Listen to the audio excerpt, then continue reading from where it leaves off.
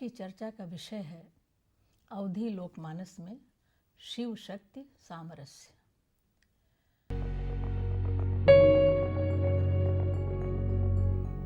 इस पाठ के अध्ययन से आप अवधी लोकमानस के साथ शिव और आद्या शक्ति देवी के जुड़ाव को समझ सकेंगे।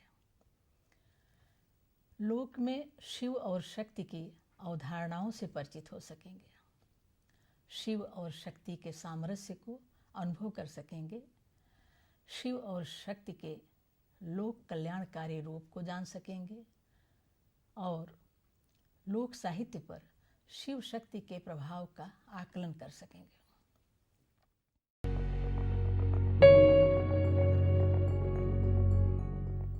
पुराण और लोक साहित्य दोनों में ही शिव और शक्ति तथा शिव शक्ति सामरस्य पर केंद्रित महत्वपूर्ण सामग्री विद्यमान है। सती शिव विवाह, सती का अपमान, क्रोध में शिव के गणों द्वारा विध्वंस, सती की देह के प्रति शिव जी का मोह, श्री विष्णु द्वारा सुदर्शन चक्र से सती की देह को खंड खंड करना और जहाँ जहाँ पवित्र अंग गिरे वहाँ वहाँ शक्तिपीठों की स्थापना, पार्वती जी का हिमालय के घर जन्म, उनका तप देखकर शिव का उनसे विवाह करना, कार्तिकेय और गणेश के जन्म की कथा आदि अनेक प्रसंग हैं जो लोक और पुराण दोनों को आकर्षित करते रहे हैं। इसके अतिरिक्त दोनों ही क्षेत्रों में गंगावतरण का कथानक भी मिलता है, जिसमें शिव ने गंगा को जटाओं में धारण किया और पुनः भगीरथ के तप से प्रसन्न होकर जटाएं खोलकर गंगा की धारा को पृथ्वी पर प्रवाहित किया। हमारी आज की चर्चा की सीमा में लोक साहित्य है और हमें देखना है कि अवधी के लोक साहित्य में शिव और शक्ति के संबंध में अवधी लोकमानस क्या सोचता रहा है। विशेष रूप से इस बात का पता लगाना है कि अवधी लोकमानस में शिव और शक्ति के सामंजस्य तथा उनके प्रभाव के किस प्रकार के चित्र मौजूद मिलते हैं।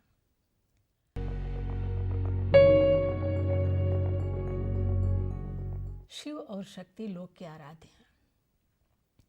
लोक हमेशा अपनी रुचि और आवश्यकता के अनुसार शास्त्र और पुराण के चरित्रों को ग्रहण करता रहा है। यह कहना चाहिए कि लोक सभी देवी देवताओं को अपनी अवधारणा के सांचे में ढालता रहा है। शिव और शक्ति के संदर्भ में भी ऐसा ही है। शास्त्रों में भले ही शिव परम तत्व सदाशिव स्वीकार किए गए हों, भले ही उन्हें केंद्र में रखकर शैव प्रतिविज्ञा दर्शन रचा गया हो, लेकिन लोक ने इसकी चिंता नहीं की है। न ही लोक शास्त्र और दर्शन के आतंक से प्रभावित हुआ है। इसी के साथ लोक ने चाहे शिव हों चाहे पार्वती, किसी को शास्त्र और पुराण के विरोध में भी खड़ा नहीं किया है। उसने इन दोनों के संबंध में लोक और शास्त्र तथा अपनी अवधारणा के बीच एक विलक्षण सामंजस्य स्थापित किया है। लोकमानस के इसी स्वभाव का परिणाम है कि उसने पुराण कथाओं और शास्त्रों के गूढ़ तत्वों को भी अपनी प्रकृति के अनुसार ले लिया है और उनमें लोक जीवन की रुचियों के रंग भर दिए हैं। इसका परिणाम यह हुआ कि जो शिव लोक के आराध्य हैं, वे सहज फक्कड़, क्रोधी, धूनी रमाने वाले, अपने संगी साथियों के साथ ब्रह्मांड भर में घूमते रहने वाले, सती के प्रति सीमातीत आसक्त, सरल प्रेमी, थोड़ी सी मनुहार से संतुष्ट हो जाने वाले, पार्वती जी के कहने पर किसी के लिए कुछ भी करने वाले हैं। हम समझ सकते हैं कि ये विशेषताएं भारतीय लोक समाज के साधारण लोगों में आसानी से देखने को मिल जाती हैं। अंतर केवल यह है कि शिव को इन साधारणताओं के साथ लोक ने ईश्वर मान लिया है, जबकि साधारण जन इन्हीं विशेषताओं के साथ शिव के भक्त और उनके आराधक हैं। लोक समाज में पार्वती का नाम सौभाग्य की देवी के रूप में प्रसिद्ध है। वे अपने प्रिय शिव को निरंतर आकृष्ट करती रहती हैं। उनके इस स्वभाव के कारण लोक में सौभाग्य का अर्थ ही हो गया है कि प्रिय को वश में करना, प्रिय की बनी रहना और प्रिय के साथ बनी रहना। पार्वती ही शिव की शक्ति हैं। शक्ति के बिना शिव अधूरे हैं। उनके अभाव में वे लोक कल्याण नहीं कर पाते। शिव के भीतर छिपी लोक की भलाई की भावना पार्वती अर्थात शक्ति द्वारा प्रेरित करने अथवा उनके आग्रह करने पर ही सक्रिय होती है। लोक जीवन में शिव के साथ शक्ति की भी पूजा की जाती है। इस सब के बावजूद वे लोक की साधारण स्त्रियों के समान ही गृहस्थी की समस्याओं का सामना भी करती हैं। अवधी लोक साहित्य और अवध अंचल के लोक जीवन में शिव और शक्ति की स्वीकृति इसी रूप में मिलती है।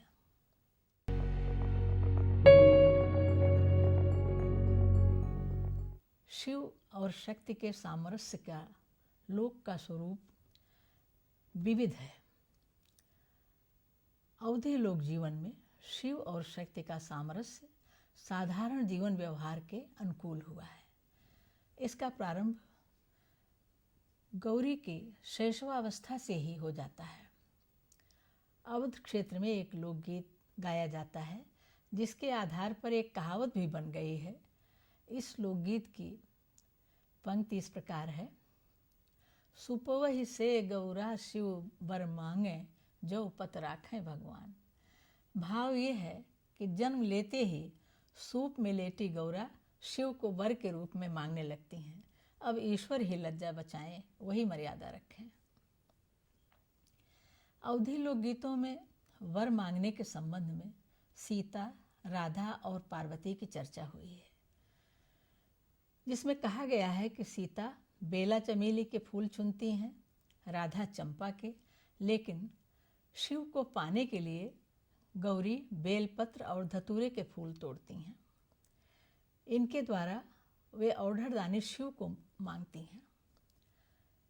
लोकगीत इस प्रकार है: सीता लोढ़े बेला, राधिका लोढ़े चंपा, गौरी चुने बेल पाती, धतूरा संग लिए सखियाँ। सीता मांगे रामचंद्र, राधा मांगे कान्हा, गौरी मांगे औढ़ड़ दनिया, संग लिए सखियाँ। शिव पार्वती के विवाह के अनेक प्रसंग लोकगीतों में मिलते हैं। इसी के साथ ही गंगा से शिव के विवाह का भी वर्णन लोकगीतों में हुआ है। पार्वती और गंगा के सौतिया डाह के भी चित्र लोकगीतों में हैं।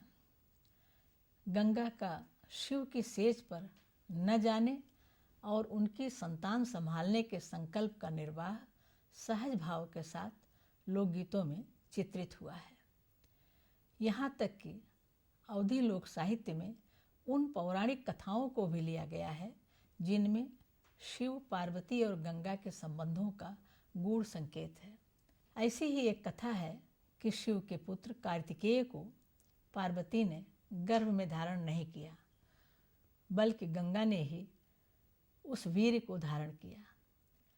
इसका कारण बताया गया है कि शिव और शक्ति के संयोग से जिस शक्ति का उद्भव होता है उसका भार शक्ति भी नहीं संभाल सकती। उसके लिए गंगा की आवश्यकता है। इसी प्रकार लोक साहित्य ने उस पौराणिक कथा को भी ग्रहण किया है जिसके अनुसार श्री गणेश का जन्म पार्वती के गर्भ से नहीं हुआ था। इसकी एक अलग कथा मिलती है। शिव और पार्वती प्रकृति से जुड़े हैं। एक लोकगीत में शिव मेहंदी बो देते हैं और उसके हरे हरे पत्ते तोड़कर गौरी के गोरे हाथों में मेहंदी रचते हैं। गीत की पंक्तियां हैं।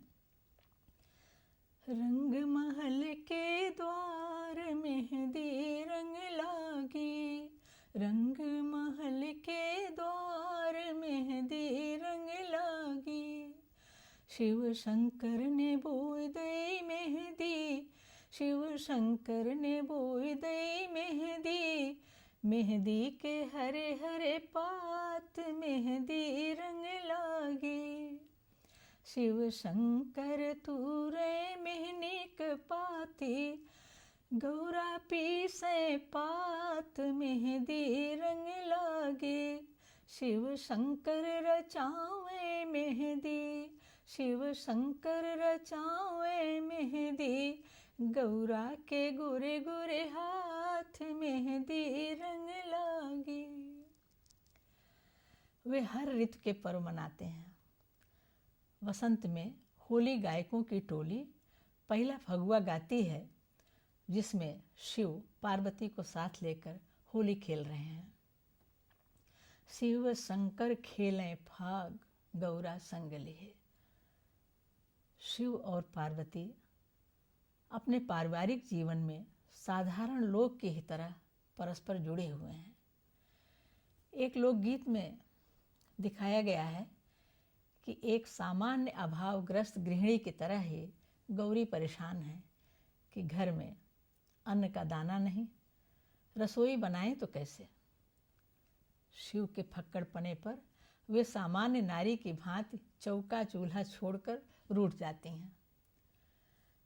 महादेव जी पार्वती की खिन्नता का कारण जानकर कहते हैं, अरे जाकर देखो तुम्हारे भंडार में कितना अन्न भरा है। शिव अन्नपूर्णा को उनका स्वरूप स्मरण कराते हैं। प्रकारांतर से इस लोकगीत में अन्नपूर्णा पार्वती के समर्पण की विभोरता भी व्यक्त हुई है। यह गीत इंगित करता है कि यहाँ गौरी अपना अहम विसार कर केवल शिव के संरक्षण का ही अनुभव करती हैं। गीत की पंक्तियां हैं। शिव जी के टूटही मड़ैया तो देखत भियावन, तेही बीच बैठी गौरा रानी तो मन अति अनमन।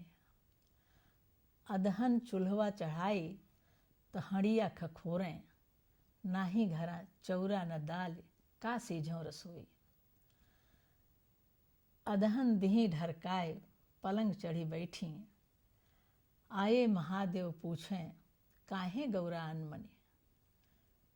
खोली देहु कोठिला के आन भभक गिरे चाउर। अर्थात तुम कोठिला खोलो, उसमें चावल भरा है। शिव पार्वती की पूजा में किसी धन की आवश्यकता नहीं पड़ती। हर स्थान पर और सीमित साधनों के द्वारा उनकी पूजा हो सकती है। लोग जीवन में मिट्टी और बालू के शिव पार्वती बन जाते हैं। गोबर से गौरी और सुपारी से गणेश बन जाते हैं। अक्षत, फूल, बेलपत्र, भांग, धतूरा, गन्ना, बेर और जल, यानी कि प्रकृति के प्रांगण में सबके लिए सुलभ वस्तुएं उनके भोग की सामग्री हैं। लोकमानस शिव की पूजा को बहुत सहज समझता है। जरा सी चुटकी बजा दी, ताली बजा दी, हर हर महादेव, बम बम भोले का नारा लगा दिया, बस शंकर जी महाराज प्रसन्न हो जाते हैं। शिव के परिवार में भक्त अपना परिवार और अपने परिवार की मानसिकता भी देखता है। वह खुलकर उनका परिहास भी करता है, उन पर व्यंग्य भी करता है, उनकी आलोचना भी करता है, पर उनसे दूर नहीं होना चाहता। वही उसके समूचे जीवन का आधार है। इसीलिए वह शिव पार्वती की आराधना करता है। मनोवांछित फल पाने के लिए भक्त उनकी प्रिय वस्तुएं चढ़ाने की मनौती मानता है। वह शिव को ध्वजा, भांग, धतूरा और पार्वती जी को सिंदूर चढ़ाकर उनकी अपार दया प्राप्ति के प्रति आश्वस्त होता है। उनसे वरदान मांगता है। जब लोक के साधारण जन के जीवन में शुभ संस्कारों के अवसर आते हैं तो शिव और शक्ति की प्रसन्नता से ही समस्त शुभ कार्य निर्विघ्न संपन्न होते हैं। हथवा खरुआ लिह कौन राम शिव के मानवाई, शिव के मानवाई हो। शिव जी हम पर हो दयाल, तो ध्वजा चढ़ाई बो। हथवम भंगिया लिह कौन राम शिव के मानवाई, शिव के मानवाई हो। शिव जी हम पर हो दयाल, धतुरवा चढ़ाइब, धतुरवा चढ़ाइब हो। शिव और शक्ति के संबंध को समझाने वाली एक लोक कथा अवध में प्रचलित है। वह इस प्रकार है। एक गरीब बालक रोज जंगल में गाय चराने जाता था। वहाँ टूटा फूटा एक शिव मंदिर था। वह रोज नियम से शिव मंदिर में जाकर शिवलिंग पर 4 डंडे मारता था। नटखट था। उसी मंदिर में एक पुजारी भी रोज जाते थे, पूजा करते थे। वे उसे रोज डांटते थे। एक दिन खूब आंधी पानी तूफान आया। घर से बाहर निकलना कठिन हो गया। गायें भी नहीं भेजी गईं चरने। पुजारी बाबा ने भी घर में ही पूजा पाठ निपटा लिया। पर उस बालक को चैन नहीं पड़ा। वह चुपके से अपना डंडा लेकर उफनती नदी पार करके मंदिर पहुंचा और 4 डंडे शिवलिंग पर बरसा दिए। शिव प्रकट होकर बोले, मैं तुमसे बहुत प्रसन्न हूँ, वरदान मांगो। वह बालक डरकर भागने लगा पर भाग न पाया। पैरों में गिर पड़ा। बोला, यह कैसी उल्टी बात भगवान, मुझे क्षमा करो। शिव जी हंसकर बोले, तुम मुझे नियम से याद करते थे, चाहे डंडा मारने के लिए ही क्यों न हो। तुमने उस नियम पालन में अपने शरीर के सुख दुख का भाव भी मन से निकाल दिया। तुम मेरे परम भक्त हो। तुम पर गौरी प्रसन्न है क्योंकि तुम मेरी निश्चल भक्ति करते हो। इस लोक कथा में बालक को भक्त का दर्जा दिया शिव ने और प्रसन्न हुई पार्वती। वह भी इसलिए कि एक बालक किसी भी कारण से क्यों न हो उनके पति का स्मरण कर रहा था। शिव और शक्ति का यह भावनात्मक संबंध विलक्षण है। लोक समाज में शक्ति अक्सर शिव की परीक्षा भी लेती हैं। इस प्रकार की अनेक लोक कथाएं अवधी लोक साहित्य में उपलब्ध हैं। ऐसी ही एक लोक कथा है। एक चरवाहा इधर उधर चल रही अपनी भैंसों को हेई हेई कहकर इकट्ठा कर रहा था। पार्वती जी ने शिव से पूछा कि ये क्या कह रहा है। शिव जी बोले, ये मेरा नाम ले रहा है। पार्वती जी को विश्वास नहीं हुआ। वो चरवाहे के पास जाकर पूछने लगी, तुम ये किसका नाम ले रहे हो। उसने कोई उत्तर नहीं दिया। अपनी धुन में हेई हेई कहता हुआ अपने काम में लगा रहा। पार्वती जी बार बार पूछती रहीं तो झल्ला कर बोला, तोहरे भतारे का नाम लेत है, अर्थात आपके पति का नाम ले रहा हूँ, और आगे बढ़ गया। पार्वती जी मुस्कुराते हुए लौटी और शिव जी से बोली, तुम्हारी बात सच है, वो तुम्हारा ही नाम ले रहा था। शक्ति द्वारा शिव की परीक्षा संबंधी एक और लोक कथा इस प्रकार है। एक बार शिव जी ने पार्वती से कहा कि जो गंगा स्नान को जाता है उसके एक कदम चलने से 100 अश्वमेध यज्ञ का पुण्य उसे मिलता है। पार्वती जी को विश्वास नहीं हुआ, बोली सिद्ध करके दिखाओ। शिव ने कहा ठीक है, मैं कुष्ठ रोगी बन जाता हूँ, तुम तीर्थ यात्रियों से मेरे लिए 100 अश्वमेध यज्ञ का पुण्य मांगना। अब पार्वती जी हर तीर्थ यात्री से याचना करने लगी कि कोई 100 अश्वमेध यज्ञ करने वाला अपना पुण्य दे दे तो मेरे पति ठीक हो जाएं। सभी का उत्तर था, हम कहाँ से 100 अश्वमेध यज्ञ कर सकते हैं। आखिर एक पैदल यात्री आया और कहने लगा, मैंने सुना है कि गंगा की ओर जितने चरण बढ़ते हैं उनसे 100 अश्वमेध यज्ञ का फल मिलता है। मैं नित्य गंगा स्नान को आता हूँ, मैं अपना सारा पुण्य आपको अर्पित करता हूँ। यह कहकर उसने हाथ में गंगा जल लेकर अपना सारा पुण्य दान कर दिया। अब शिव और पार्वती अपने वास्तविक रूप में आ गए और उसे वरदान दिया कि तुमको शिव धाम मिलेगा।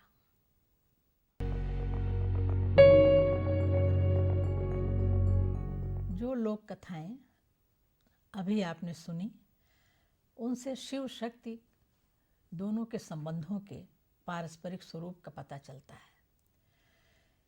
इन्हीं संबंधों में लोक कल्याण की आधारभूमि भी छिपी हुई है।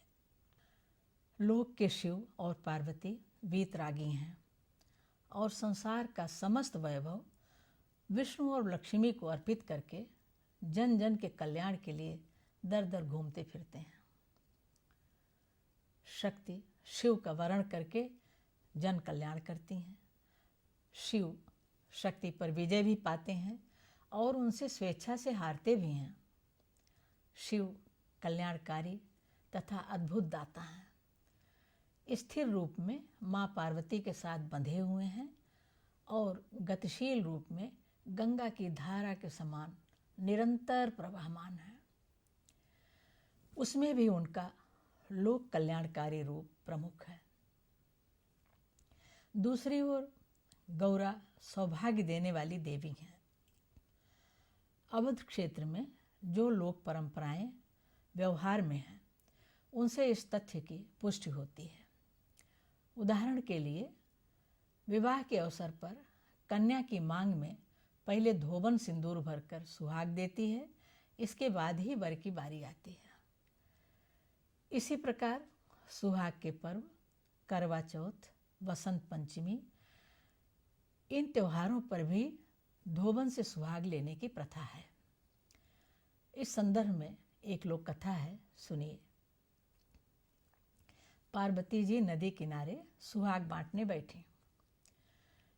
यह समाचार फैलते ही श्रमिक और गरीब घर की स्त्रियां जिस हाल में थीं, उसी में दौड़ते हुए गौरा के पास पहुंच गईं सुहाग लेने।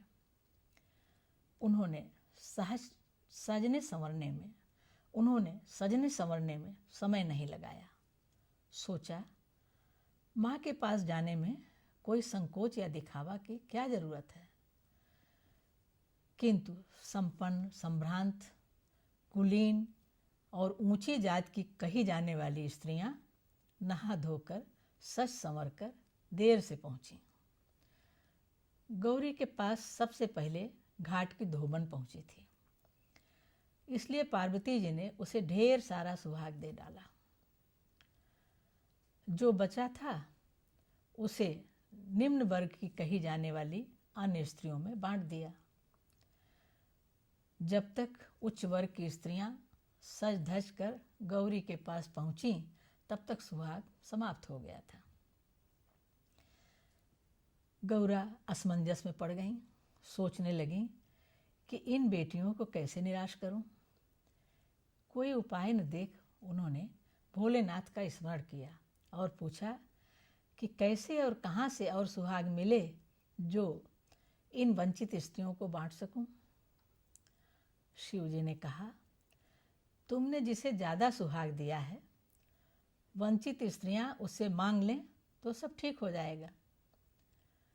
माता पार्वती के कहने पर धोबन ने उच्च वर्ग की उन स्त्रियों को थोड़ा थोड़ा सुहाग बांट दिया।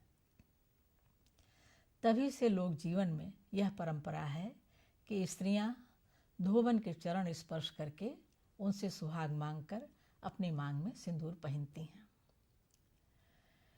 इस लोक कथा से एक ओर शिव और शक्ति के सामरस्य का पता चलता है, तो दूसरी ओर यह भी सिद्ध होता है कि समाज छोटे बड़े, ऊंच नीच और दिखावे से नहीं चल सकता।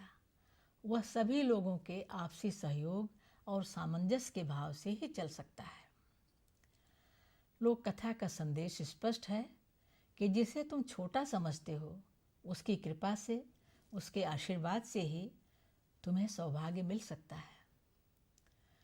लोक साहित्य के अध्ययन से पता चलता है कि यह सहज लोक जीवन ही है, जहाँ शिव जैसे विकट देवता की कृपा ममतामयी माँ पार्वती के माध्यम से मिलती है। लोक यह भी जानता है कि वह अपनी हर शिकायत पार्वती माँ से कर सकता है। वह उन्हें उलाहना भी दे सकता है। माँ पार्वती के प्रति लोक की आसक्ति अत्यधिक गहरी है, क्योंकि वे सबके लिए सदा चिंतित रहती हैं। उनकी करुणा, वात्सल्य तथा एक निष्ठा लोक साहित्य में त्रियाहट के रूप में भी व्यक्त हुई है, जो शिव को निरंतर कुछ करते रहने का अवसर देती रहती हैं। लोक में शिव और पार्वती सदा साथ घूमते हैं। जब कोई दुखी दिखाई देता है तो पहले पार्वती उसके दुख का कारण पूछती हैं और शिव जी से उसका दुख हरने का आग्रह करती हैं। जब शिव कहते हैं कि इसके भाग्य में ही यह दुख लिखा है, तब पार्वती कहती हैं, यदि भाग्य का लिखा ही झेलना है तो आपकी भक्ति और पूजा करने से क्या लाभ? आपके परमेश्वर होने का भक्तों को क्या सुख? अंत में शिव को दुखी का दुख दूर करना पड़ता है। शिव और शक्ति का यह सामरस्य युग युग से लोक का कल्याण करता आ रहा है।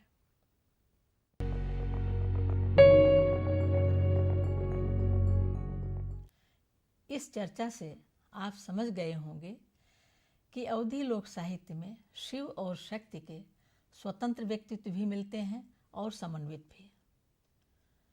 पार्वती, गौरी, शक्ति सबके सब एक ही हैं और इनका समन्वित रूप शिव जी से जुड़ा हुआ है। शिव और शक्ति का सामरस्य लोक जीवन के विविध रूपों के अनुरूप है और उन्हें निरंतर प्रभावित करता है। लोक कल्याण में शक्ति ही शिव की मूल प्रेरणा है और शिव शक्ति के सामरस्य भाव से ही लोक मंगल संभव है।